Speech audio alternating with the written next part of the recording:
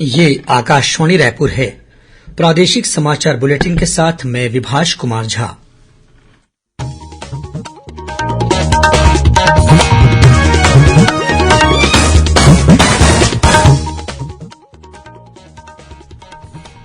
और अब पेश है आज के मुख्य समाचार। निर्वाचन आयोग ने देश के 16वें राष्ट्रपति के चुनाव कार्यक्रम की घोषणा की। 18 जुलाई को होगा मतदान और मतगणना 21 जुलाई को होगी। प्रदेश के 28 जिलों में रिक्त त्रिस्तरीय पंचायतों के चुनाव के लिए नामांकन दाखिल करने की समय सीमा आज हुई खत्म। कल होगी नामांकन पत्रों की जांच। केंद्रीय राज्य मंत्री भानु प्रताप सिंह वर्मा आज प्रदेश के 3 दिवसीय प्रवास पर रायपुर आ रहे हैं। राजनांदगांव में 2 दिनों तक विभिन्न केंद्रीय योजनाओं की करेंगे समीक्षा और अगले 24 घंटों के दौरान प्रदेश के 1-2 स्थानों पर गरज चमक के साथ छींटे पड़ने की संभावना। मानसून के आगे बढ़ने के लिए परिस्थितियां अनुकूल।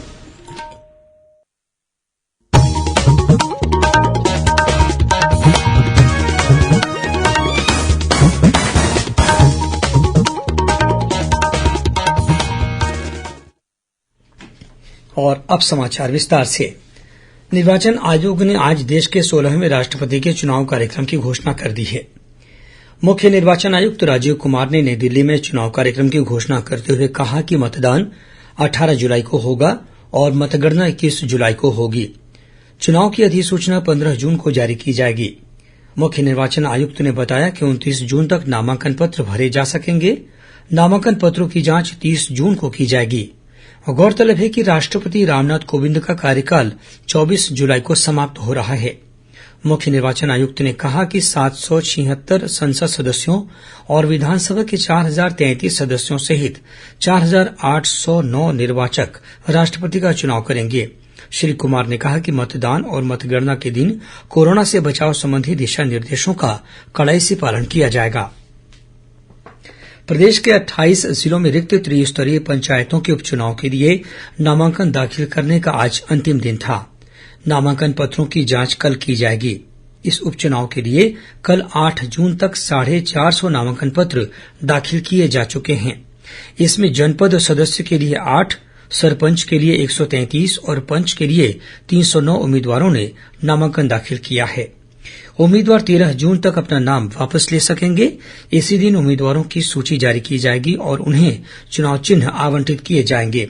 जरूरत पड़ने पर 28 जून को सुबह 7 बजे से मतदान और 29 जून को मतगणना कराई जाएगी। वहीं परिणामों की घोषणा 30 जून को की जाएगी। त्रिस्तरीय पंचायतों के निर्वाचन और गैरदलीय आधार पर होंगे। मतदान मतपत्र द्वारा कराया जाएगा। इंडिया फर्स्ट टेक स्टार्टअप सम्मेलन में छत्तीसगढ़ के 4 स्टार्टअप को पुरस्कार मिले हैं। मुख्यमंत्री भूपेश बघेल और उद्योग मंत्री कवासी लखमा ने पुरस्कार प्राप्त करने वाली प्रदेश की 4 कंपनियों के साथ ही उद्योग विभाग के अधिकारियों को बधाई और शुभकामनाएं दी हैं। गौरतलब है कि स्टार्टअप कंपनियों को प्रोत्साहित करने के लिए बेंगलुरु में कल और आज राष्ट्रीय स्तर का सम्मेलन आयोजित किया गया था। इस सम्मेलन में प्रदेश की 12 कंपनियों ने अपने स्टार्टअप के संबंध में जानकारी दी। सम्मेलन के दौरान उद्योग विभाग के अधिकारियों ने उद्यमियों को राज्य में स्टार्टअप उद्योगों में निवेश के लिए आमंत्रित भी किया। 79वें दौर के आर्थिक सामाजिक सर्वेक्षण के तहत प्राथमिक कर्मचारियों के प्रशिक्षण के लिए 3 दिवसीय कार्यशाला आज से रायपुर में शुरू हो गई है। इसका आयोजन राष्ट्रीय सांख्यिकी कार्यालय द्वारा किया जा रहा है। योजना आयोग के सदस्य डॉक्टर ए.के. सुब्रमण्यम ने इस कार्यशाला का शुभारंभ किया। उन्होंने कहा कि सर्वेक्षण के आंकड़े सही होने पर ही विकास के सारे प्रयास पूरे हो सकेंगे। उन्होंने कहा कि सतत विकास के लक्ष्य को पूरा करने के लिए सामाजिक आर्थिक आंकड़ों का विश्वसनीय होना जरूरी है। डॉक्टर सुब्रमण्यम ने प्राथमिक कर्मियों का आह्वान किया कि वे जब भी ग्रामीण क्षेत्र में जाएं तो इस बात का ध्यान रखें कि लोगों से सरल तरीके से जानकारी हासिल की जा सके। यह सर्वेक्षण आगामी 1 जुलाई से अगले वर्ष 30 जून तक देश के ग्रामीण और शहरी क्षेत्रों में अखिल भारतीय स्तर पर आयोजित किया जाएगा। केंद्रीय राज्य मंत्री भानु प्रताप सिंह वर्मा आज रात प्रदेश के 3 दिवसीय प्रवास पर रायपुर आ रहे हैं। रायपुर पहुंचकर वे यहां से राजनांदगांव जाएंगे, जहां कल सुबह वे जनप्रतिनिधियों, अधिकारियों और उद्योगपतियों के साथ चर्चा करेंगे। इसके बाद केंद्रीय राज्यमंत्री राजनांदगांव के जिला ऑडिटोरियम में अधिकारियों के साथ बैठक कर शासकीय योजनाओं के हितग्राहियों से संवाद करेंगे।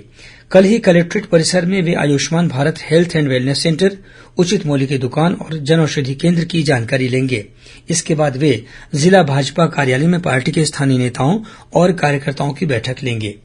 केंद्रीय मंत्री श्री वर्मा 11 जून को अमृत सरोवर परियोजना के कार्यों का निरीक्षण करेंगे। इसके पश्चात वे रायपुर पहुंचकर दिल्ली के लिए रवाना हो जाएंगे। प्रादेशिक समाचार आप आकाशवाणी रायपुर से सुन रहे हैं। छत्तीसगढ़ की खबरों से है आपका वास्ता और खबरों की विश्वसनीयता से है हमारा वास्ता। आकाशवाणी समाचार रायपुर के प्रादेशिक समाचार बुलेटिन के साथ ही हमारे समसामयिक कार्यक्रम आप रेडियो के अलावा अपने मोबाइल पर भी सुन सकते हैं। आकाशवाणी समाचार फेसबुक, ट्विटर और यूट्यूब पर भी उपलब्ध है। हमारा Facebook page Chhattisgarh news on AIR, Twitter handle CGAIR news और हमारा यूट्यूब चैनल है छत्तीसगढ़ AIR न्यूज। तो अब रेडियो के साथ ही आपके मोबाइल के जरिए भी हम पहुंच रहे हैं आप तक। छत्तीसगढ़ की हर खबर के लिए सुनते रहिए आकाशवाणी समाचार। और अब आगे बढ़ते हैं बाकी के समाचारों की ओर। देश आज महान स्वाधीनता सेनानी बिरसा मुंडा को उनकी पुण्यतिथि पर श्रद्धांजलि अर्पित कर रहा है। श्री मुंडा जनजातियों के महान नेता होने के साथ ही लोकनायक भी थे। केंद्र सरकार ने हर वर्ष 15 नवंबर को पड़ने वाली बिरसा मुंडा जयंती को जनजाति गौरव दिवस घोषित किया है। मुख्यमंत्री भूपेश बघेल ने बिरसा मुंडा की पुण्यतिथि पर अपने निवास कार्यालय में उनके चित्र पर पुष्पांजलि अर्पित की। इस अवसर पर श्री बघेल ने कहा कि आदिवासियों को उनका अधिकार दिलाना और उनके स्वाभिमान की रक्षा करना बिरसा मुंडा को सच्ची श्रद्धांजलि होगी। प्रदेश के ख्याति प्राप्त साहित्यकार गजानन माधव मुक्तिबोध के योगदान पर हाल ही में रायपुर में एक संगोष्ठी का आयोजन किया गया। जन संस्कृति मंच द्वारा आयोजित इस कार्यक्रम में साहित्यकार रामजी राय द्वारा लिखी गई पुस्तक मुक्तिबोध स्वदेश की खोज का विमोचन भी किया गया। इस संगोष्ठी में छत्तीसगढ़ साहित्य परिषद के अध्यक्ष ईश्वर सिंह दोस्त और इलाहाबाद विश्वविद्यालय के प्राध्यापक तथा प्रसिद्ध कवि बसंत त्रिपाठी और साहित्यकार प्रणय कृष्ण सहित अन्य वक्ताओं ने मुक्तिबोध की प्रासंगिकता पर अपने विचार व्यक्त किए। नारायणपुर जिले में आज 3 माओवादियों ने पुलिस के सामने आत्मसमर्पण कर दिया है। इन माओवादियों ने जिले के पुलिस अधीक्षक सदानंद कुमार और सीमा सुरक्षा बल के वरिष्ठ अधिकारियों के सामने आत्मसमर्पण किया। इन तीनों माओवादियों पर विभिन्न हिंसक घटनाओं में शामिल रहने का आरोप है। वहीं बीजापुर जिले में पुलिस ने माओवादियों को विस्फोटक तथा अन्य सामान उपलब्ध कराने वाले एक सदस्य को गिरफ्तार किया है।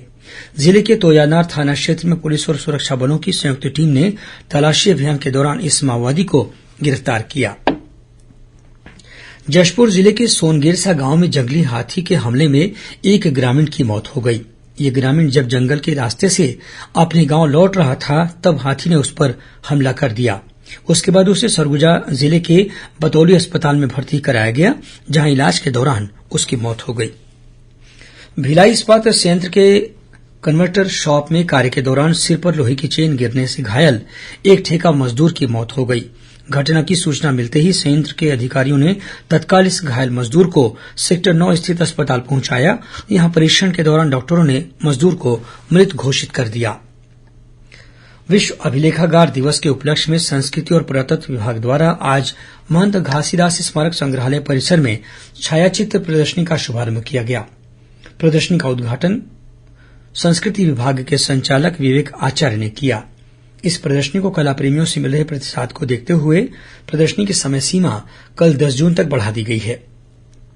प्रदर्शनी में आजादी के पहले और आजादी के बाद के ऐतिहासिक महत्व के अभिलेखों को छायाचित्रों के माध्यम से प्रदर्शित किया गया है। और अब पेश है मौसम का हाल। अगले 24 घंटों के दौरान प्रदेश के 1-2 स्थानों पर हल्की वर्षा होने या गरज चमक के साथ छींटे पड़ने की संभावना है। वहीं मानसून के आगे बढ़ने के लिए भी परिस्थितियां अनुकूल हो रही हैं। मौसम विभाग के अनुसार दक्षिण महाराष्ट्र, गोवा, कर्नाटक, तमिलनाडु, आंध्र प्रदेश और पश्चिम बंगाल की खाड़ी के कुछ हिस्सों में अगले 48 घंटों के दौरान मानसून की गतिविधि बढ़ने की संभावना है। इसके साथ ही इस समय उत्तर प्रदेश से मणिपुर तक एक द्रोणिका बनी हुई है। वहीं पश्चिम बंगाल से ओडिशा तक एक अन्य द्रोणिका भी सक्रिय है। इनके प्रभाव से प्रदेश में एक दो स्थानों पर गरज चमक के साथ आकाशीय बिजली गिरने तथा अंधड़ चलने की चेतावनी भी दी गई है। कुछ खबरें संक्षेप में सुन लीजिए।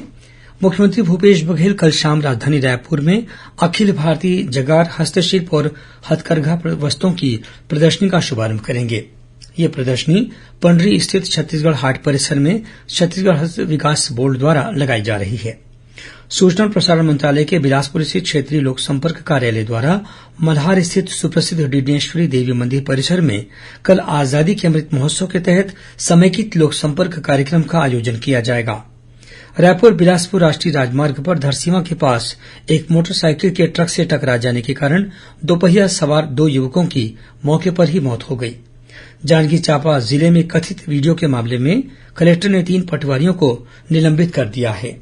राजनांदगांव जिले में अपनी लंबित मांगों को लेकर आंगनबाड़ी कार्यकर्ताओं और सहायिकाओं ने धरना प्रदर्शन किया। इसके बाद प्रदर्शनकारियों ने जिला प्रशासन को ज्ञापन भी सौंपा। जांजगीर चांपा जिले के आदिवासी नेता लाखन सिदार की सड़क हादसे में मौत हो गई। यह हादसा तब हुआ जब शक्ति क्षेत्र में उनकी कार एक भारी वाहन से टकरा गई थी। जांजगीर चांपा के जिला अस्पताल से आज एक विचाराधीन बंदी फरार हो गया। जेल में तबीयत बिगड़ने के बाद कल इसे जिला अस्पताल में भर्ती कराया गया था।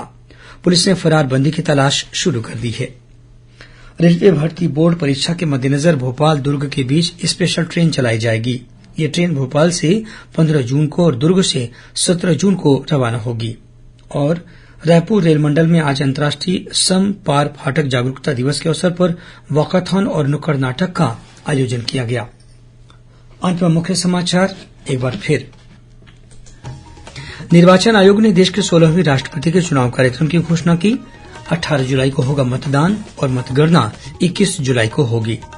प्रदेश के 28 जिलों में रिक्त त्रिस्तरीय पंचायतों के उपचुनाव के लिए नामांकन दाखिल करने की समय सीमा आज हुई खत्म। कल होगी नामांकन पत्रों की जांच। केंद्रीय राज्य मंत्री भानु प्रताप सिंह वर्मा आज प्रदेश के 3 दिवसीय प्रवास पर रायपुर आ रहे हैं। राजनांदगांव में 2 दिनों तक विभिन्न केंद्रीय योजनाओं की करेंगे समीक्षा। और अगले 24 घंटों के दौरान प्रदेश के 1-2 स्थानों पर गरज चमक के साथ छींटे पड़ने की संभावना। मानसून के आगे बढ़ने के लिए परिस्थितियां अनुकूल। इसी के साथ प्रादेशिक समाचार बुलेटिन समाप्त हुआ। नमस्कार।